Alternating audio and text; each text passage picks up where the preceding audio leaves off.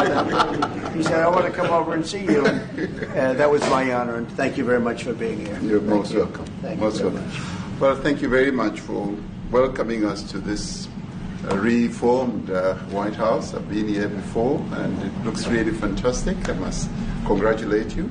Thank you. But I also thank you for allowing our delegation. This is a very mixed delegation that you've got. We've got people from government, my ministers.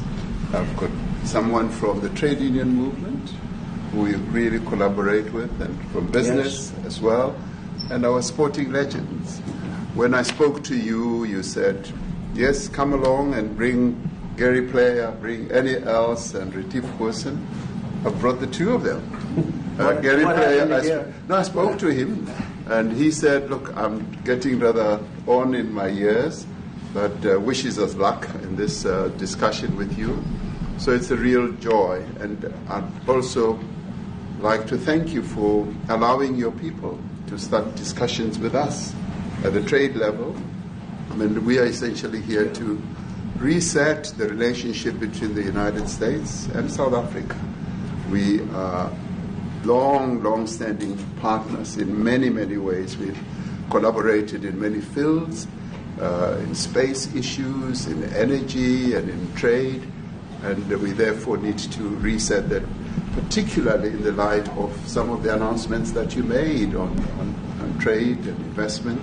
Right. So we want to advance more trade between the two of us, two countries, and our people now have been empowered by yourself and by myself to start engaging, and we hope that we will be able to fuel that engagement during our talks.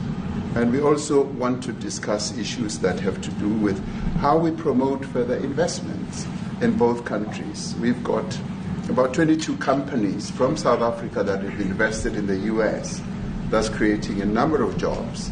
And similarly, you've got almost 600 companies that have invested in South Africa, and some of them have been in South Africa for more than 100 years. That's true. So our links are really long-lasting, and we would like to recalibrate those relations between our two countries and discuss a whole range of issues, geopolitical, the work that you're doing to bring peace around the world, in Ukraine and in the Middle East.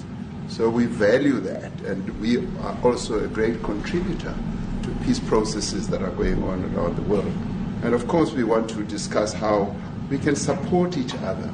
You are a much bigger economy than we are. We're just a tiny economy, but we rely on each other on a number of issues. We've got critical minerals that you want to fuel the growth of your own economy and reindustrialize. So we have that on offer, including rare earth minerals. So all that combination of opportunity and the products that we buy from you, as well as what we sell to you, I believe makes up a really good and powerful relationship, which we need to strengthen, which we need to engender. And that is really what has brought us here. And we are really privileged to have great South Africans in the mix. As you said, you'd like to see them as well. And I brought you a really fantastic golf book. Weighs 14 kilograms. Oh, that sounds good. And it showcases the golf courses in our country. Johan Rupert wrote preface, so did Annie Else. And I want to showcase our golf courses. You might remember when I spoke to you and we spoke about golf, you said I should start practicing. And I've started practicing, President, so I'm ready. But let me end just the introductory remarks by thanking you. You may not recall that 5 years ago I spoke to you during the COVID period. Right. And it was at a time when the whole world was going through a really cathartic moment. Right. And we asked for assistance, and you were able to assist us with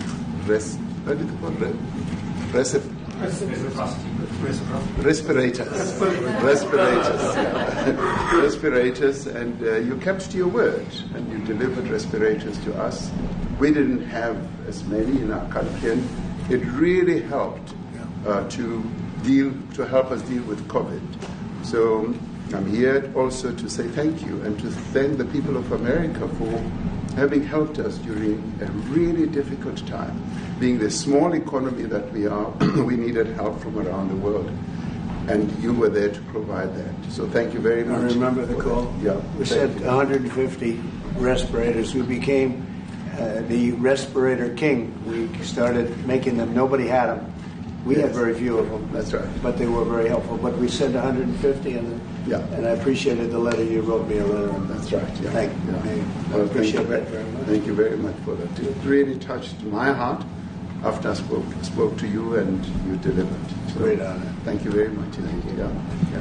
Any questions, please? Mr. President, you welcome white Afrikaner refugees here. Can you explain to Americans why it's appropriate to welcome white Afrikaners here when other refugees like Afghans, Venezuelans, Haitians have all had their protected status revoked? Well, this is a group, NBC, that is truly fake news. They ask a lot of questions in a very pointed way. They're not questions, they're statements. We've had tremendous complaints about Africa, about other countries too, from people. They say there's a lot of bad things going on in Africa, and that's what we're going to be discussing today. When you say we don't take others, all you have to do is take a look at the southern border. We let 21 million people come through our border, totally unchecked, totally unvetted. They came from all over the world. In many cases, they're criminals. They come from prisons. They come from mental institutions. They come from street gangs. They're drug dealers. So don't say that we didn't take them. We take them. We're trying to get them out as fast as we can. And we're doing record business on that. And we just won a big case where we're allowed to send back hundreds of criminals to Venezuela. Just won that today in the Supreme Court. I'm happy to hear. But we do have a lot of people are very concerned with regard to South Africa, and that's really the purpose of the meeting, and we'll see how that turns out. But we have many people that feel they're being persecuted, and they're coming to the United States. So we take from many locations if we feel there's persecution or genocide going on. And we had a lot of people. I must tell you, Mr. President, we have had a tremendous number of people, especially since they've seen this. Generally, they're white farmers, and they're fleeing South Africa, and it's a very sad thing to see. But I hope we can have an explanation of that, because I know you don't want that. It's a kind of a different meeting. Normally, we have meetings, we talk about trade, and we'll be talking about trade and other things. But that certainly will be a subject that comes up. Yeah. Yes, please. Brian? Thank you very much. I'd like to get your thoughts on Letitia James, Director Polte. According to him, Letitia James says that the alleged mortgage fraud was simply a mistake. I want to get your thoughts on that. She put down that her father was her husband in order, and this is very similar to, I guess, the false accounts they had on here. Well, I don't know what it is currently, but Letitia James, who's the Attorney General of New York State, it seemed, I'm not involved in that at all. I know that it's being handled by various groups, I guess, but it's major fraud, mortgage documents, and fraudulent everything. I think she said the father was her husband, which she had to have a husband, or so she chose her father, and she put it down, and she had didn't she sign in Virginia, yet she said she lived in Virginia, yet she's the New York State Attorney General, and she did that for tax reasons, so she could take advantage of taxes. And she had the wrong number of units. She had a much different number, which wouldn't have allowed her to qualify and scam the government. So I don't know. I think she's very bad for New York, but I really don't know too much about it, but I appreciate the question. Yes, thank you very much. Yes. For you to be convinced that there's no genocide. Please. Thank you, Mr. President. So May 25th will be the celebration of Africa Day, which pretty much a lot of celebration will be taking place around the world, including here in the United States. What is your message to the entire African continent, African people, in this important occasion?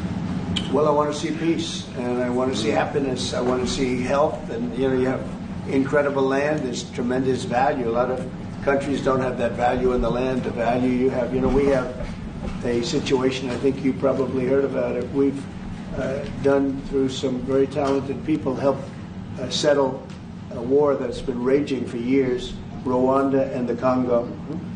And I think we've done it. Believe it or not, I think we've done it. And could you just say a few words about that, my friend? Yes. A couple of weeks ago, the two parties signed a declaration of principles in which they agreed on the way forward. And they have both submitted draft peace agreements, and we have put together one that incorporates both of their suggestions, and we've given it to them. So we're in the process of finalizing Looking this. good, right? Looking very good.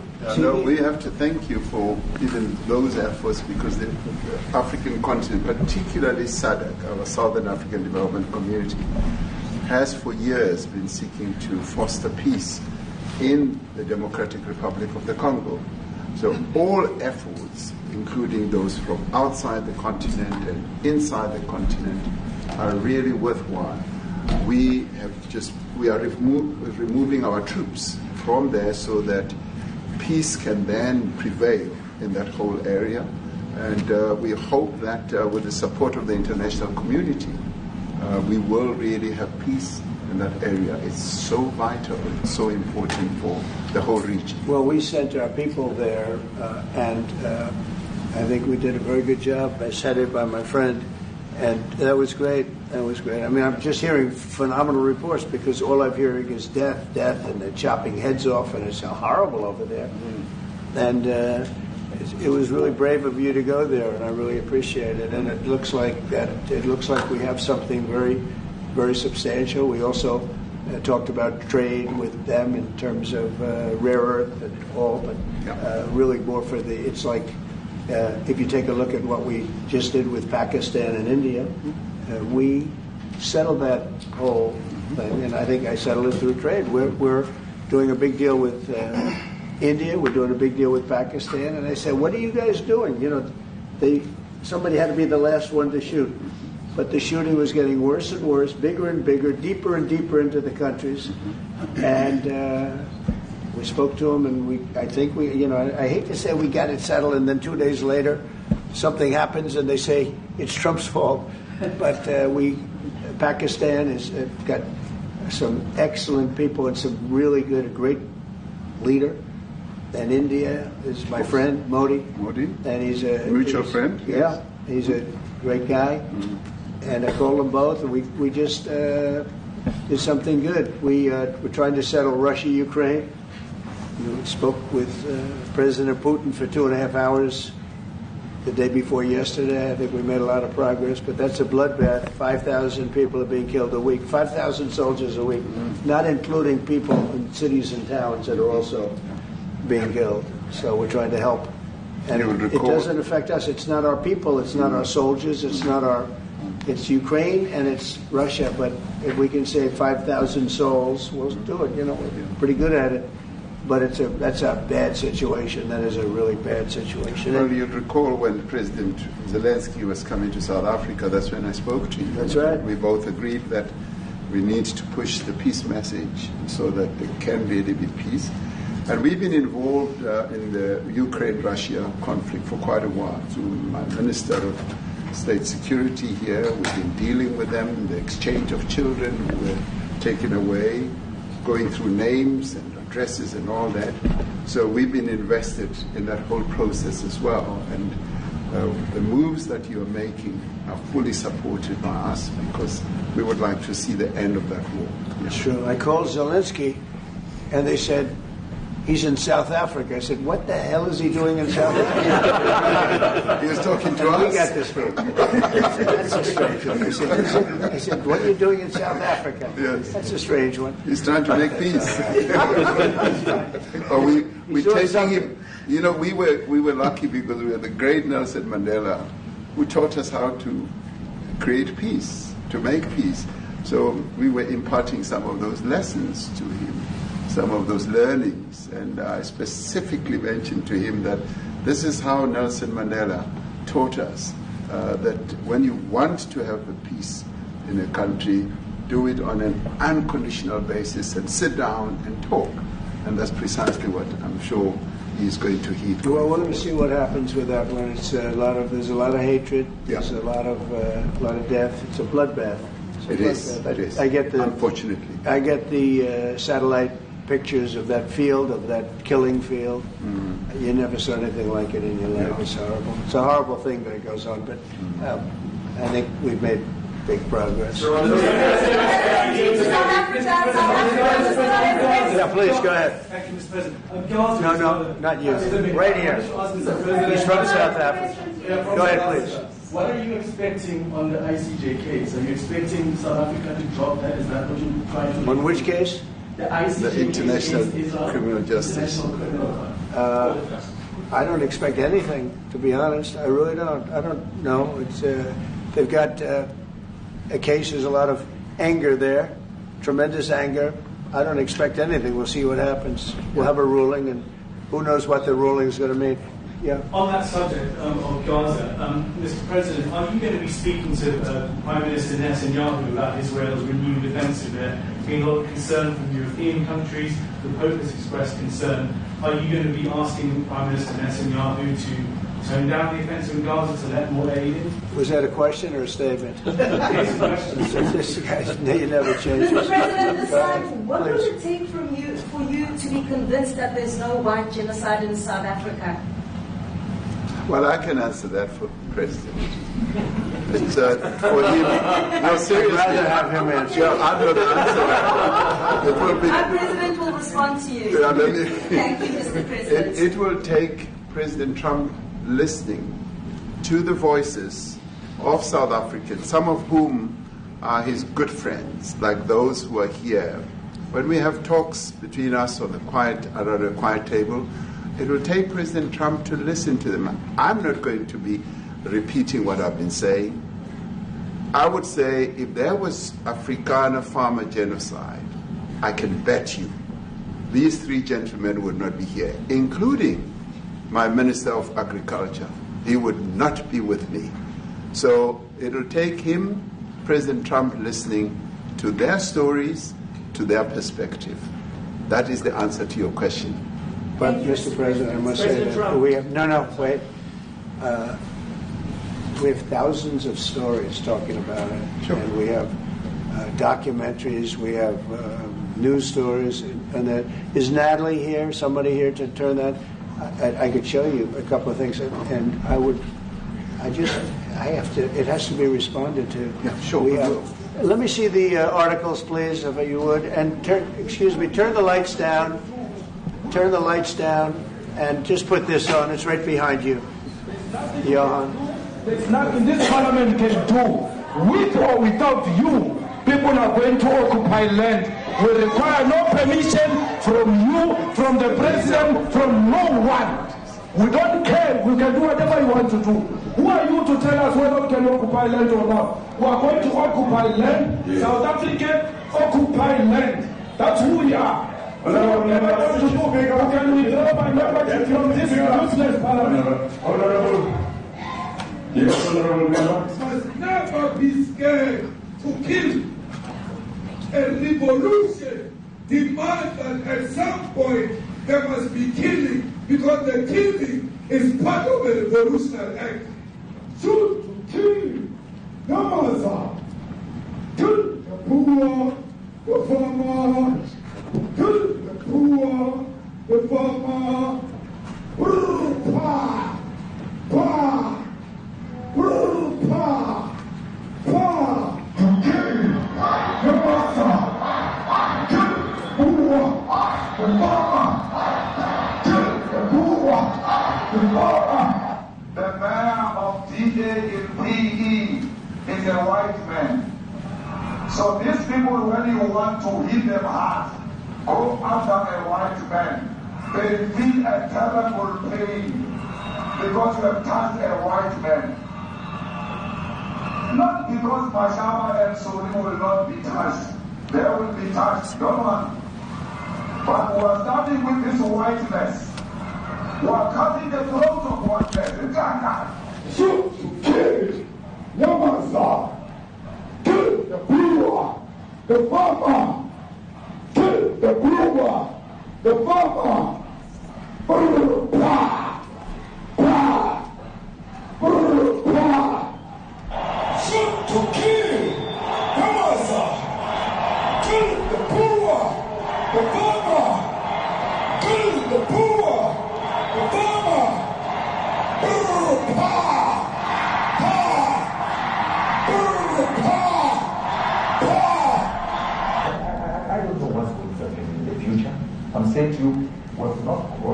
for the killing of white people, at least for now.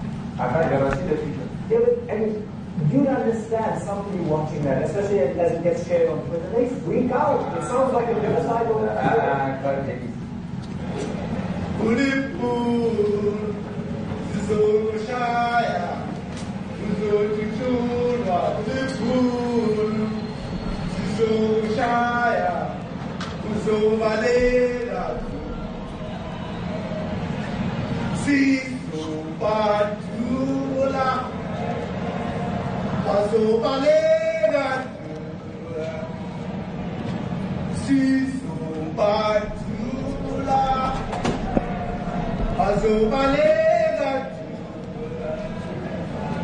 Who will expropriate land without compensation, whether they like it or not. If they object, they can seek refugee in America. Now this is very bad. These are burial sites right here. Burial sites.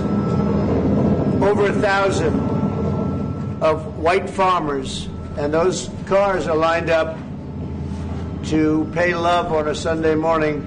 Each one of those white things you see is a cross, and there's approximately 1,000 of them. They're all white farmers, the family of white farmers. And those cars aren't driving, they're stopped there to pay respects to their family member who was killed. And it's a terrible sight. I've never seen anything like it. Both sides of the road you have crosses.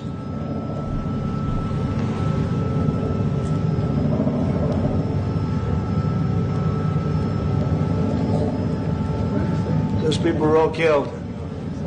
Have they told you where that is, Mr. President? No. I'd like to know where that is, because this I've never seen. But okay.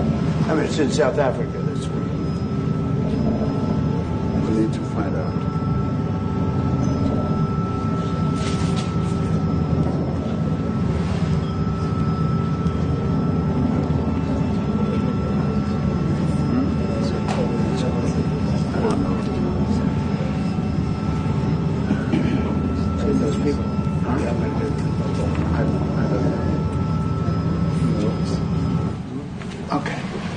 Mr. President, the Pentagon announced that it would be accepting a Qatari jet to be used as Air Force One. What are you talking about? What are you talking about? You know, you to get out of here. What does this have to do with the Qatari jet?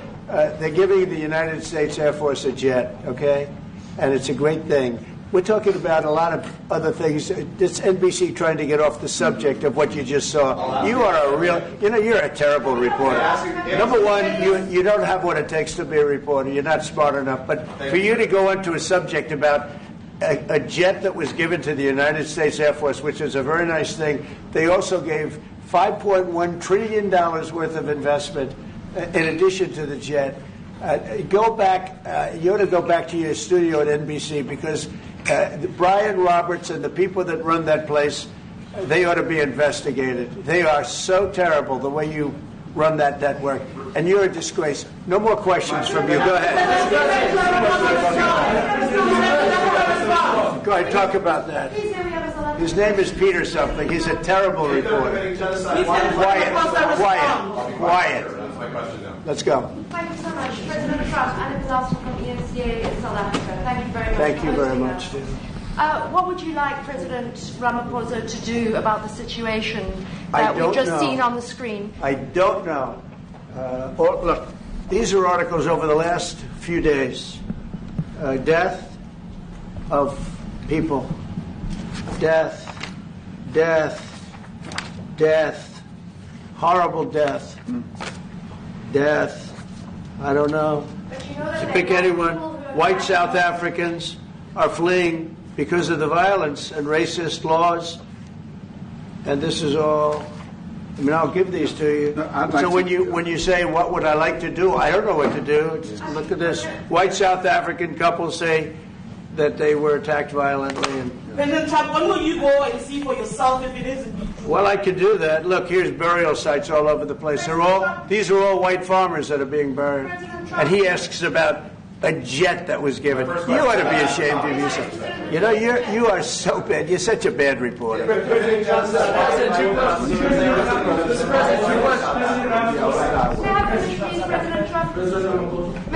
This is one after another. This family was wiped out. I'm just looking. Can we get a report from President Ramaphosa? Your reaction to those videos, Mr. President? Yes, I want your reaction. Well, I think the videos are so. No. When you look at the videos, I mean, how does it get worse? And these are people that are officials, and they're saying that kill the white farmer and take their land. That's what. And I have other friends in South Africa. I have people that left.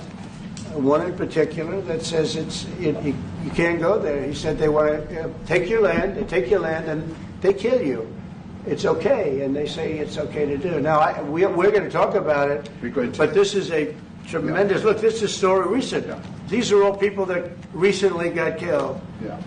And I don't know how it can get any worse. These are and you know, the men that you saw, the people that you saw in that movie, those are officials. Those are people that were in office. They had one march. They had a dance in your parliament, whatever you may call it, legislature. Well, let me clarify that. Yeah, let me clarify that, because what you saw, the speeches that were being made, one, that is not government policy. We have a multi-party democracy in South Africa that allows people to express themselves, political parties to adhere to various policies, and in many cases, or in some cases, those policies do not go along with government policy.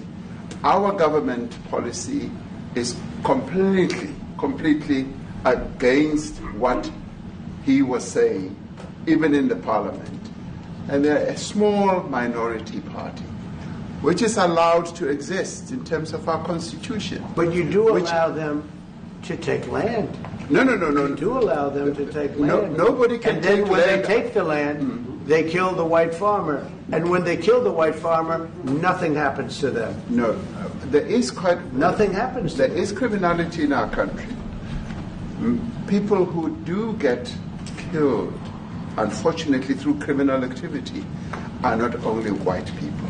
Majority of them are black people. And we have now been utilized. The farmers are not black. I don't say that's good or bad, but the farmers are not black. And the people that are being killed in large numbers, and you saw all those grave sites, and those are people that loved ones going, I guess on a Sunday morning, they told me, to pay respect to their loved ones that were killed. Their heads chopped off. They died violently. And, you know, I mean, we're here to talk about it, and I didn't know we'd get involved here. But I will say this, that if the news wasn't fake like NBC, which is fake news totally, one of the worst, ABC, NBC, CBS, horrible. But if they weren't fake news like this jerk that we have here, if we had real reporters, they'd be covering it. But the fake news in this country doesn't talk about that. They don't want to talk about it, but now they have to talk about it. But they won't. This won't even be a subject. They'll have him talking about why did a country give a free, think of this, why did a country give an airplane to the United States Air Force? Okay? The United States, not to me, to the United States Air Force, so they could help us out, because we need an Air Force One until that's Air Force One, it's being built. 2 of them being built. But Boeing's a little bit late, unfortunately. So why did they give us a plane to the United States Air Force? That's what that idiot talks about after viewing a thing where thousands of people are dead. I'm sorry, I don't have a plane to give you. I wish you did. I'd take it. I would take it. If your country offered the United States Air Force a plane, I would take it. Okay. But coming back to this issue, which I really would like us to talk about, and talk about it very calmly. We were taught by Nelson Mandela that whenever there are problems, people need to sit down around a table and talk about them. Well, there are problems. And this is precisely what we would also like to talk about, including, of course, trade matters, investment matters. So the issues that concern you as the United States. Those are all recent. Those are all deaths. Yeah, in many ways, I mean, one should say you are a partner of South Africa. And you are raising concerns, and these are concerns that we are willing to talk to you about. Let me just add quickly, the criminality that we are experiencing in our country needs quite a lot of technological capability. And in one of our areas in South Africa, we're using US technology, which is able to, in many ways, identify where shootings are happening and all that. And I'd like to talk about that because there is support that we can get from you as the United States to help us deal with all these acts of criminality. And that is what I believe partnership is all about. And we are here as a partner so that we can help each other whenever there are challenges. So I'd like us to discuss it, and of course outside of the media, so that we sit down and have a really good discussion that will lead to good outcomes. Are there any other punitive measures that could be in place should you not be satisfied that South Africa is fixing some of the very bad things, in inverted commas, that you tweeted are happening? Well, there are a lot of bad things happening in many countries, but this in particular has been very, very bad, very bad. And because of we're going to have the whole world watching in another short period of time because you have the G20, and that's a big deal. And it seems like, I want you to look good. I don't want you to look bad. Very good. But we have hundreds of people, thousands of people trying to come into our country because they feel they're going to be killed and their land is going to be confiscated. And you do have laws that were passed that gives you the right to confiscate land for no payment. You can take away land for no payment. I want to clarify that because we have a constitution. Our constitution guarantees and protects the sanctity of tenure of land ownership. And that constitution protects all South Africans with regard to land ownership. However, we do say, because we've got to deal with the past, the government, and as your government also has the right to expropriate land for public use. And you're doing that. And we've never really gotten underway with that. And we are going to be doing so. You're taking people's land away we have not. From them. And those people, in many cases, are being executed. Yeah. They're being executed. And they happen to be white, and most of them happen to be farmers. Mm-hmm. And that's a tough situation. I don't know how you explain that. How do you explain that? They're taking people's land away, and in many cases those people are being executed, and in many cases it's not the government that's doing it, it's people that kill them and then take their land, and nothing happens to them. But we have thousands of people that want to come into our country. They're also going to Australia in a smaller number. But we have thousands of people that want to come into our country, and they're white farmers, and they feel that they're going to die in South Africa, and it's a bad thing. Yeah, what can South Africa do? What concessions would you like to see them make to improve relations with the United States? Then I have one more for President Ramaphosa afterwards. Well, we just spoke about it. I got them a very, very complex machine, 150 of them. I was asked by the president if it could help, and I did that. And, I have great feeling for all countries. I deal with all countries.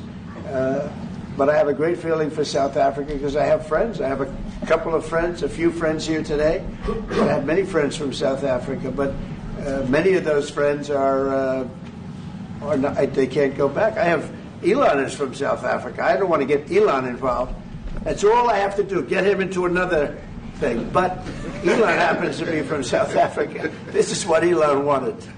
He actually came here on a different subject, sending rockets to Mars, okay? Yes. He likes that better. He likes that subject better. That's right. But Elon is from South Africa, and I don't want to talk to him about that. I don't think it's fair to him. That's right. But I will say that people are fleeing South Africa for their own safety. Their land is being confiscated, and in many cases they're being killed.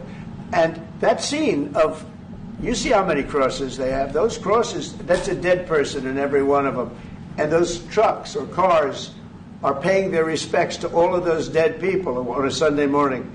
That's a rough rough thing to explain away. And the problem we have, and the way, a correct and a fair media exposes things. But we have a very corrupt media. They won't even report this. If this were the other way around, it would be the biggest story. Now, I will say apartheid, terrible. That was the biggest story. That was reported all the time. And this is sort of the opposite of apartheid. What's happening now is never reported. Nobody knows about it. All we know is we're being inundated with people, with white farmers from South Africa. And it's a big problem. Marco Rubio was telling me he's never seen anything like it. The numbers of people that want to leave South Africa because they feel they're going to be dead very soon. Yeah, Yes, please. I was going to say, Brian, go. If I could just ask you a question. 72% of farmers in your country are white. If they flee, do you feel that maybe the economy could collapse? You may not have a gap to fill in those people that need to replace those farmers. I'd like my Minister of Agriculture, who is white, who comes from an opposition party to mine, who's joined my government at my invitation to address this very issue, including the question that you've just raised. John? Thank you very much, Mr. President. Yeah. Mr. President, thank you for welcoming us to the White House. I would say we have a rural safety problem in South Africa. I don't think anyone wants to candy coat that. And it requires a lot of effort to get on top of it. It's going to require more policing resources. It's going to require a different strategy to be able to deal with it. But certainly the majority of South Africa's commercial and smallholder farmers really do want to stay in South Africa and make it work. And I've just come from the largest agricultural show in the Southern Hemisphere with organized agriculture and farmers, and the majority of them want to stay. But they too there have a memorial to those who've died as a result of farm attacks. And as the Minister of Agriculture, it is something that I'm particularly exercised with my colleagues at police and my colleagues in the justice cluster to start making farm attacks and stock theft a priority crime. And it affects all farmers in South Africa, particularly stock theft. It has a disproportionate effect on smallholder black farmers. I also want to just say this, that the two individuals that are in that video that you've seen are both leaders of opposition minority parties in South Africa. Mkhonto weSizwe under Mr. Zuma and the economic freedom fighters under Mr. Malema. Now the reason that my party, the Democratic Alliance, which has been an opposition party for over 30 years, chose to join hands with Mr. Ramaphosa's party was precisely to keep those people out of power. We cannot have those people sitting in the union buildings making decisions. And that is why after 30 years of us exchanging barbs across the floor in Parliament and trying to get one over on each other, we've decided to join hands precisely to keep that lot out of government. Because the day they get in to the doors of the union buildings in South Africa or control of our Parliament, that's what you're going to see. And that is why this government, working together, needs the support of our allies around the world so that we can strengthen our hand, grow our economy, and shut the door forever on that rabble getting through the doors of the union buildings, because then South Africa's future would be... So you denounced that type of language in the video that you saw? Oh, yes. We've always done so. As government, as my own party, we are completely opposed to that. We, in 1955, adopted a document which said South Africa belongs to all who live in it. But why wouldn't you arrest that man? That man said, kill the white farmers, kill the white farmers. And then he danced, and he's dancing, and it's kill the white farmers. I'm not sure, but I think if somebody got up in Parliament and started saying kill a certain group of people, he would be arrested very quickly. That man is going all over South Africa, and that's not a small party. That was a stadium that holds 100,000 people, and I hardly saw an empty seat. That's a lot of people. That's a lot of representation. And those crosses, we have dead white people, dead white farmers, mostly. And you take a look at Australia. They're being inundated, and we're being inundated with people that want to get out. And their farm is valueless. It's valueless. And they just want to get out with their life. And this is a very serious situation.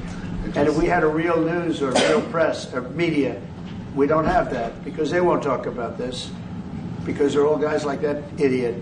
But if we had a real press, it would be exposed. And you know, the beauty of exposing it is it's like a cleansing action. When it gets exposed, it'll get fixed. That's when it'll get fixed. But people don't talk about it. And I'll tell you who's talking about the thousands of people that are fleeing South Africa right now. We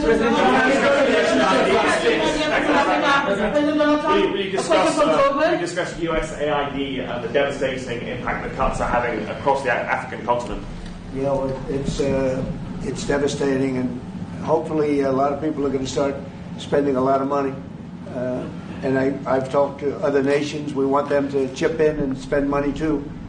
And we've spent a lot, and it's a tremendous problem going on in many countries. A lot of problems going on. The United States always gets the request for money. Nobody else helps, as you know. Europe doesn't help. Europe hasn't given anything. All they do is sue our companies. You know, they sue Apple, and they sue all of our companies. Apple had to pay $17 billion on a nonsense lawsuit. Very unfair. But we're going to always be there to help. The Afrikaner is showing rise to South African broadcasting. If this Afrikaner resettlement issue is resolved, we're going to go into a room after this, you guys are going to talk. If it is resolved, what is the potential for the future-looking relationship between the United States? It's got to be resolved. It should be resolved. It's a little bit bad when you see a stadium with 100,000 people in it, because that means it's more than just a little movement. It's a pretty big movement in South Africa. So it has to be resolved. It'll be the end of the country if it's not. But is there potential for the relationship moving forward? I hope so. That's why I'm here. I mean, I'm not here for my health. I'm here to see what it is. No, I'd like to see. I have friends. I can tell you, Ernie Els and Retief Goosen, they feel so strongly they wanted to be here on behalf of South Africa, not on behalf of me. And, you know, they said, can we be here for this? Because they love the country. Ernie, do you guys want to say a couple of words? I hate to put you in this. This is tougher than sinking a 3-footer. And they've sank many 3-footers. Thank you, Mr. President. And thanks for the honor of being here. We've known each other a long time. We have spoken. You know, we're proud South Africans. I still have my South African passport. You know, we travel with this passport, you know, and I got my visa here. So, you know, but we want to see things get better in our home country. That's the bottom line. It's been 35 years since the transition. President Ramaphosa was right in the middle of the transition time in 1990 and before that. So it's been 35 years of ANC government. And I know there's a lot of anger, you know, through the transition. There was also a lot of stuff happening in the apartheid days. You know, we grew up in the apartheid era. But I don't think two wrongs makes a right. You know, President Mandela, when he came out of prison for all that time, didn't come out with hatred, you know, and really unified our nation through sport. You know, we won the Rugby World Cup in the '95. 4 times. We won the African Nations Cup, soccer. You know, we won some majors as golfers and so forth. So what I'm trying to say is, you know, this has been a long time coming. That's why we really wanted to meet you, meet the administration, and see our way forward, because we still want to see our country flourish. You know, we've got some great things going on. Business is getting involved with government. Farmers are getting involved in local municipalities, trying to rebuild some of the infrastructure that's been decaying for a long time. So there's a lot of coexistence going on and help from a lot of areas. But I feel we need the U.S. To push this thing through. We've got a great ally if we can have the U.S. It's always been an ally of South Africa for a very long time. even in the days of the war, up in Angola. You guys helped us. So very important for us to have your support and get the change we need. Where did you do that well? You might have done that even better than he plays golf, which is almost impossible. Johan, please. Sorry, Mr. President, if you had to wind all of those places properly, you will see I'm the biggest target of that rabble-rouser. Number one for over 10 years, Mr. Malema. In fact, the first time I met him, he was in the youth league with that gentleman. And look how he's changed. Right. We have too many deaths, but it's across the board. It's not only white farmers. It's across the board. And we need technological help. We need Starlink at every little police station. We need drones. I actually got drones donated for the peace parks to stop elephant and rhino poaching. And his predecessor stopped the importation because he said the United States would spy on us. I mean, US basics, the ridicule. So if you can help us. Remember, sir, you and I lived in New York in the 70s. We never thought New York could be what it became. 2 commissioners, a tough mayor. We need your help to stop this awful killing. But it's across the board. Ernie is right now building a house in George. I'm building 3 cottages for my grandchildren on a farm outside Trafranet. I often go to bed without locking the door. And we have a serious problem with illegal aliens who stream across the border. And if you really look at our statistics, a lot of these murders, firstly, it's unemployment and illegal aliens. And then I met Vice President Bartz many years ago, the Charlie Rose show. My wife loved the book. And she reminded me this morning that you emphasized the devastation that occurs when big companies leave towns and cities, and there's a culture of dependency that develops. And I remember you discussing it. Now that's our problem.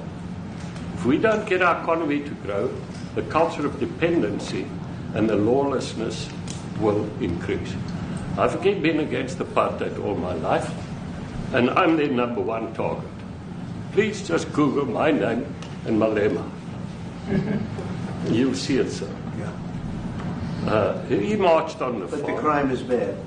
The crime is terrible, sir, but Mr. Steenhuisen won't admit to it, but he runs the Western Cape, where I live. And the biggest murder rate is in the Cape Flats. Gangs. We've got gang warfare. Like your M33, whatever these guys. We've got equivalents there. But we need your help, sir. And we need Elon technology. Well, one of the real areas of support is really in investments. We've got to grow our economy, because through growing the economy, we're then able to create more jobs. Because crime really thrives where there is inequality and unemployment. And that is one of the reasons that has brought us here, to improve our investment relations, our trade relations, so that we can preserve the number of jobs that your companies have created in South Africa. By virtue of what we export to you, we are able to create up to 500,000 jobs in the auto industry, in the agricultural industry, and a number of other industries, mining, where we export things to you. And we also know that as South African companies invest here, you are also able to create jobs. So it's a mutually beneficial relationship. So our main real reason for being here is to foster trade and investment so that we are able to grow our economy with your support, and so that we are also able to address all these societal problems, because criminality thrives when people are unemployed, when they have no other hope to eke out a living. So that is what we need to resolve. And your support, your partnership with us is what is really going to give us a strong capability to move forward. Excuse me, do you have anything to say? I mean, I don't want to leave you out. The guy won 3 or 4 majors. 3 or 4? No, only 2. That's a lot. By the way, 2's a lot. A lot of tournaments you won too. Do you have anything to say? Yeah, thank you, Mr. President. President Ramaphosa. I grew up in an area in South Africa that is a farmland area, Polokwane.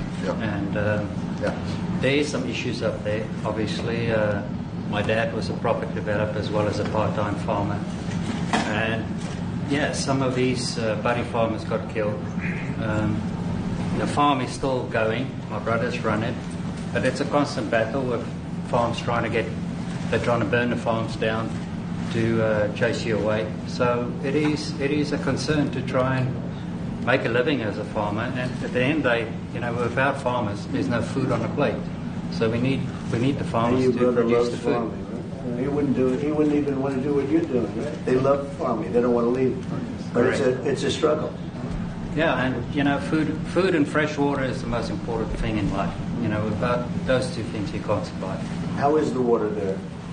The water is great. Obviously, all the water comes out of the borehole, out of ground for us down there.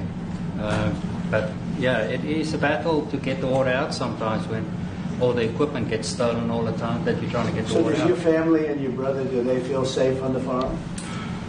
They live behind electric fences, try and be at night safe. But it is constant whenever you leave that something could happen. And there's nowhere to live. Both of them has been attacked in their houses. My mom's been attacked in her house when she was 80. So it is difficult. But the guys live a great life despite everything going on. Something. President Trump, I brought along the president of the largest trade union in our country, Ziggy Solosi, because she leads many, many workers, more than 1 million, 2 million workers. And maybe we should give her a chance to say something, because she's come all the way to join us. Thank you very much, Mr. President Trump, for having us, and President, for extending the invitation to us as organized labor. And I must say that we are here to support the initiative that has been made by our government with business, of course, as organized labor. We've been coming to Washington on the AGOA trade relations in the previous regime, and I think at the center of it all, for me, it is exactly what Mr. Rupert has said, the importance of us growing the economy. We have always emphasized when we were here and kept on coming and negotiating on AGOA that the 600 U.S. companies that are based in South Africa, as you said, President Ramaphosa, 500,000 jobs will be wiped out. We need more foreign direct investment in our country. We are not just talking about those that will lose employment, but we are talking about over 40% of people that are unemployed, that have no hope of ever finding a job. And we think that, correctly, as they have said, that we need to deal with the issue of porous borders in our country, so that everyone that comes in is documented. We also need to, and I would have thought that the minister would address the issue of land expropriation and how the policy works in South Africa.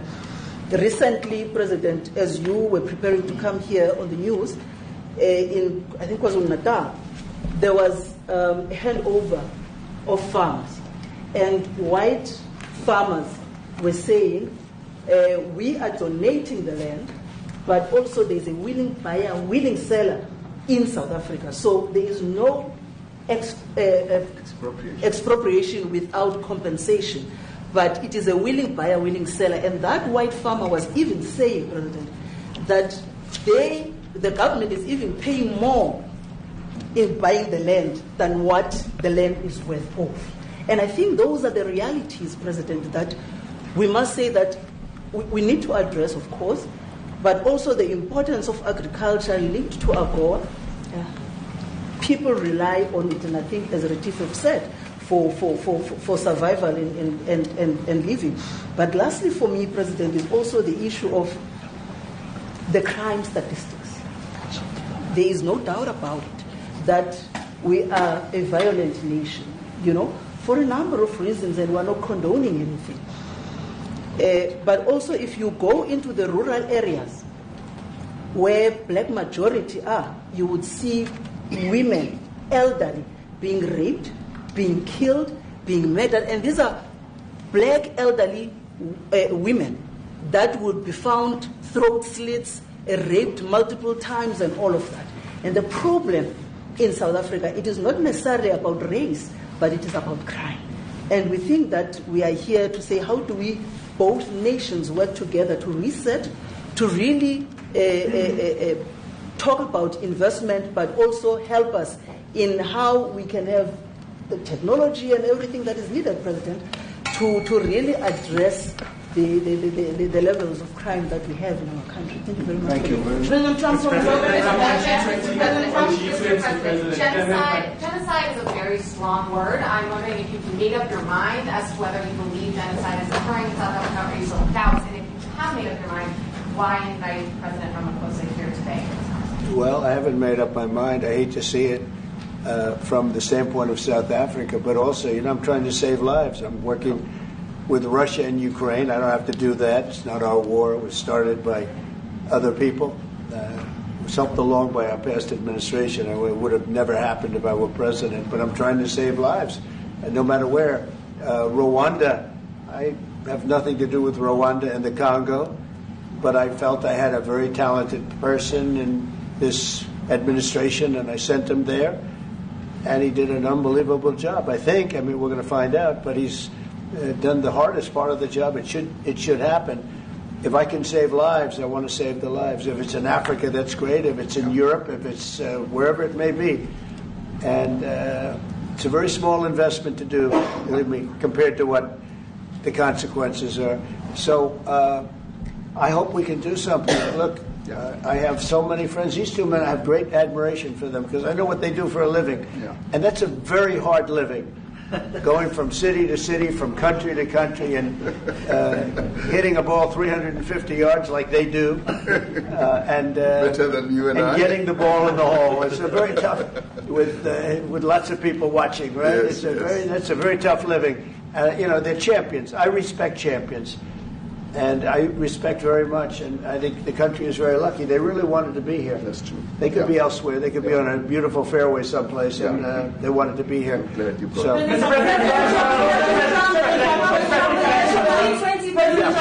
My name is Yanda Mwobo from Newsroom Africa in South Africa. Good. How important is it for the United States to be at our G20 summit in November, given the relationship between our two countries? You just heard what has been said to you just now. Are you coming, and are you preparing to come? So without the United States, the G20, just like the G7, used to be the G8, but brilliantly they threw Russia out. Would have been a lot better if Russia was in. A lot of people would say, oh, that's not it. Because if Russia was in, you probably wouldn't have this war. And if you had a different president, you wouldn't have the war either. Yeah. But we have a G7. It's important that the United States is in both of them. I think without the United States, I really believe it's not very important. It's not the same meaning.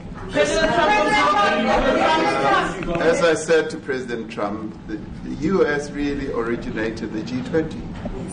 And it's important that the United States continues to play a key role in the G20. And we are privileged to be the president of the G20. But we are even overjoyed that we are going to hand over to the United States, who are the originators. And for that reason, I expect the United States to continue playing the leadership role in the G20 together with other countries. And I've said when I initially spoke to President Trump on the phone. I want him to come to South Africa for a state visit, and I also want him to come and participate in the G20. And I want to gladly hand over to President Trump to take the leadership of the G20 forward in November. Thank you very much. Thank you very much. Thank you. What is it going to take to convince you? They don't want to leave. How much do you need? Everybody, please keep moving. Thank you. Keep moving. Thank you. Keep going. Keep going. Thank you. Thanks, guys. Thank you.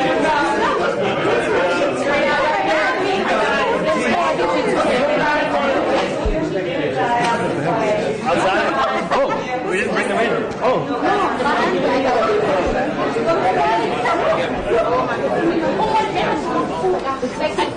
No, eventually you tell any space that's in this one. No,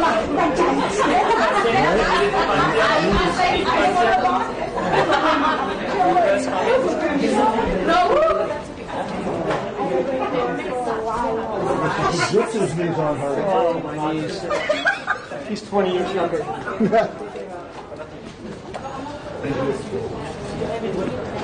you.